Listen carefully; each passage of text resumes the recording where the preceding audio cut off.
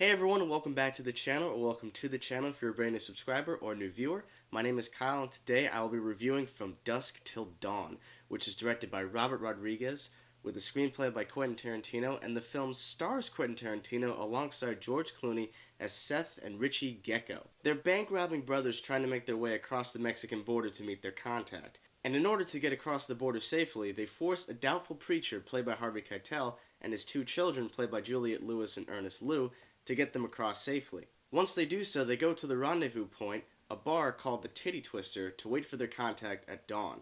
I found out this movie celebrates its 25th year anniversary this month, and I thought this is a perfect time to get my review out to you guys. I do have to warn you guys, this review will contain spoilers because I will be talking about the entire film, so if you have not seen From Dusk Till Dawn, I hope that you have at this point, but if you haven't, please watch the movie and come back to this review. As I said, the first half of this movie is excellent. It feels like a true crime drama thriller straight out of the mind of Quentin Tarantino. And the opening scene to this film never ceases to get me hooked. There's a cop that comes in and is talking about the brothers, what they've done. He goes to use the bathroom, and the guy behind the counter is scared shitless of these guys. They come out, and we get introduced to George Clooney and Quentin Tarantino. And George Clooney says a line that is one of my favorite lines of any movie ever made. Everybody be cool. You be cool. The scene elevates when Richie instigates that the guy behind the counter told the cop, or tried to tell the cop, that the two brothers were in his store. And I really have to talk about not just the camera work, but the editing in this scene, because there's one thing I know about Robert Rodriguez. His favorite aspect of filmmaking is editing. And the scene where the guy kicks over the little tray and opens up the safe, the zoom-ins and zoom-outs in that moment are just amazing. And this leads to a really fun but ridiculous shootout because they're firing like 20 bullets at each other and they don't hit each other at all. I think what's also amazing about this scene is how much we learn about both the brothers. We learn that Seth is definitely the more intellectual and slightly restrained brother, but he's not afraid to get his hands dirty. And we learn that Richie is a complete psychopath, and we'll talk about that quite a few times in this review. I think they also do a good job of setting up the quote-unquote realism of this movie because the guy is on fire and he starts to shoot at the two brothers, then he jumps off and lands knee-deep in popcorn. This movie is over the top, and it's trying to give you some semblance of a warning that it is going to be very unrealistic. They then walk outside of the building as it explodes and blows up behind them. Again, all practical effects, and it looks amazing to this day. As the credits roll, we find out that they've kidnapped somebody and she's hidden in the trunk. We get a really nice little nod to Pulp Fiction where Seth comes back and he's got the big Kahuna Burger bag. I thought that was a really cool nod. It's definitely Tarantino because he wrote the script, but I just think that was a really fun callback. So he comes back to tell his brother what's going on and discovers that their hostage is dead. Richie, of course, killed her. And the way that this scene is not only shot, but edited, and Clooney's reaction to this scene makes it absolutely chilling. There's little freeze frames inserted, and I remember the first time I saw this movie. In fact, I really remember the first time I watched this movie.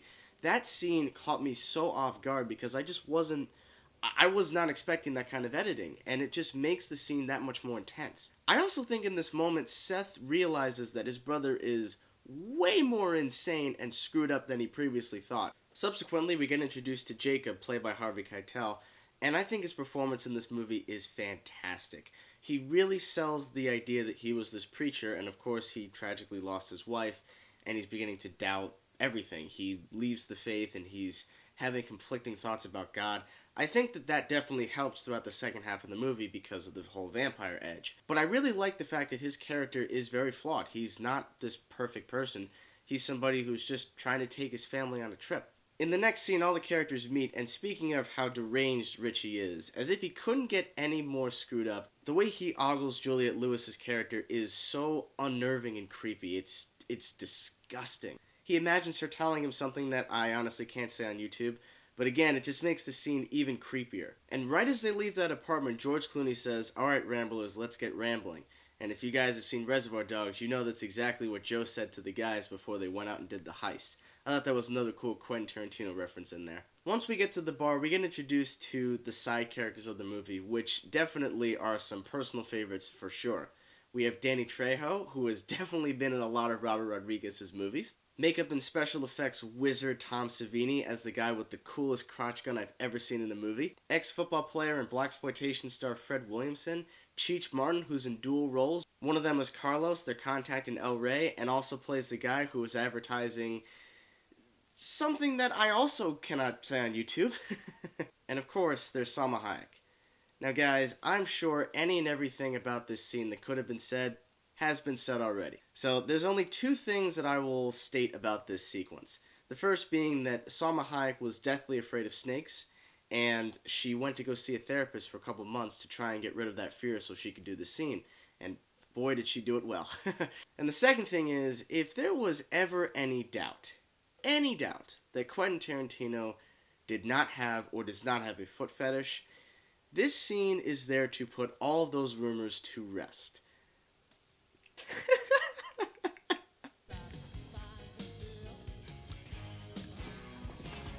You think it was funny?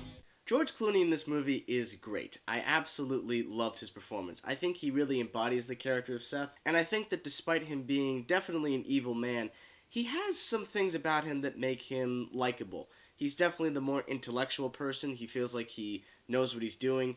He definitely has that alpha male vibe to him, but that's not really a bad thing because he's trying to survive. I can understand that. I think what's great is he grows to respect Jacob as a person when he instigates. I didn't make a statement. I asked you a question. That scene is amazing, and the two of them have such great chemistry in that moment. As I said, Harvey Keitel is excellent, but Juliette Lewis, I think, is definitely the underrated star of this movie. I think she definitely is my favorite character throughout the second half of the movie. I love that she progresses into this badass warrior woman, and the way she uses that crossbow is just so badass. Let's talk about Quentin Tarantino. I think he is a fantastic filmmaker. I think he can direct the hell out of a movie, and I think he's also a great screenwriter. Now, there are some writer-directors who also make their way into acting, and I think that they can be good actors. People like Spike Lee. And then there are other people that I would advise to not touch acting with a 10-foot pole. And sadly, Quentin Tarantino's performance in this movie, to me, is just very off-putting. And not in a very positive way. I think his character is very annoying. I also think there's not that much dimension added to the character of Richie. He is a full-blown psychopath, and that's really about it. I don't really know that much else about the character, and there's not really much to like about him. He's a very deranged man, he's also a rapist, and the way that he's staring at a teenage girl is absolutely revolting. So there's really not much to get behind. I can tell that Tarantino was having a blast with this role, especially the way he was firing his gun at the beginning of the movie, and when they have the shootout in the bar before he gets bitten. You can tell he was enjoying his performance in the movie. And for that reason, I don't think it's god-awful, but it's certainly far from a good performance. And then there's Ernest, who plays Harvey Keitel's son in the movie, and he's, well, pretty bad. His performance is extremely wooden. There is some terrible line delivery that's said, and I just didn't really care for the character all that much. He just didn't have a lot of dimension. And like Quentin Tarantino's character, he was kind of annoying to me. It was almost like if he wasn't in the movie, nothing fundamentally about it would really change. Now let's get into the second half of the movie, which is basically a survivalist horror movie. There are truly outstanding, I mean absolutely stellar practical effects throughout the entire second half of this movie. The makeup and props department honestly deserved a nomination for the Academy Awards because their work here is definitely on the screen. This is also the point where a lot of the secondary characters really get to shine, especially Tom Savini with that crotch gun. I also love when Fred Williamson's character just rips out the big guy's heart. That is, again, another great moment. But unfortunately, my biggest issue with the movie itself is that the second half to me just is not as interesting of a movie as the first half. And I definitely think that has divided many people because I think you're either you love the first half but don't find the second half as great, or you love the second half because you love the Robert Rodriguez horror, gory aspect of it, but you think the first half is kind of slow and boring. I'm definitely of the former. And it's not to say that the second half of the movie is bad, because I think it's very entertaining. It's just not as compelling of a story as the first half of the movie, to me. There are without a doubt some truly great cinematic moments, especially the Salma Hayek monologue to George Clooney. I know for a lot of people that is definitely a great moment in this movie, but then again you have George Clooney's witty comeback line that he improvised. No thanks. I already had a wife. I found out that Robert Rodriguez originally was not going to have that in the movie, But because they played that in the trailer, he was like, oh, well, I guess I should do that. And I'm thanking God that he did, because that is truly a hilarious line. Now, as I previously stated, the practical effects are spectacular. They are definitely some of the best practical effects I think I've ever seen in a movie. However, there are some CGI effects in this movie, and boy have they aged poorly. Oh my god. Rewatching this movie, because I haven't seen it in maybe a year. I think I watch this movie once a year, because it's a lot of fun. But definitely on this rewatch, I noticed how bad the special effects are. I think the worst offender being Richie's death. That looks atrocious. And I think the worst offender of it is how silly it looks. The part where Danny Trejo gets killed and his eyeballs just roll into the pockets of the pool table is just very ridiculous. It's funny, but it's a bit too silly for my taste. However, the movie tries to get serious towards the end of the film after Jacob gets bitten. He runs to the back room and they all devise their weapons for the final battle, which is directed extremely well, and again, it shows just how great Juliette Lewis is. Again, I have to state, I love her firing the crossbow, especially the explosions that it produces. It's so over the top, but so awesome at the same time. And you know what? I think that is the best way I can describe the second half of this movie. So ridiculous, so over the top, but so awesome at the same time that you're just entertained. The first half of the movie is excellent. I honestly wouldn't want to change anything about it.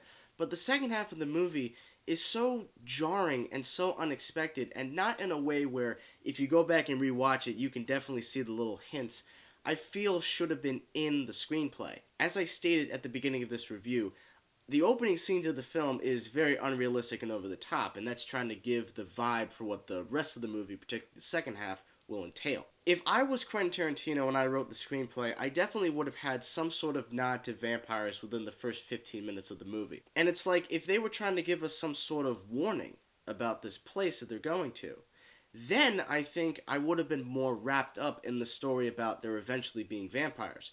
But because the vampires just randomly happen, it's so jarring and messy that it doesn't work as a cohesive whole. All that being said, this is an extremely entertaining movie. Despite the second half not being as strong as the first half, the practical effects, aided by some great witty banter and a really cool final explosion, makes it a lot of fun. From Dusk Till Dawn is definitely just a fun movie. It's not trying to be this grandiose movie, it's still just trying to be just a fun B-movie. And for that specific reason alone, I'm going to give From Dusk Till Dawn a B. Despite all of its flaws, it's still a very entertaining and rewatchable movie, and I'm definitely going to see it again sometime in the near future. Guys, if you've seen From Dusk Till Dawn, I hope you have at this point because I've basically talked about the entire movie. Please let me know in the comment section below what was your favorite scene besides the Salma Hayek dance, because I know that is what everyone's going to tell me, both guys and girls. Anyways, guys, I really hope you enjoyed this review. I had a great time making this one. Please leave a like, subscribe for more, and in the meantime, stay tuned.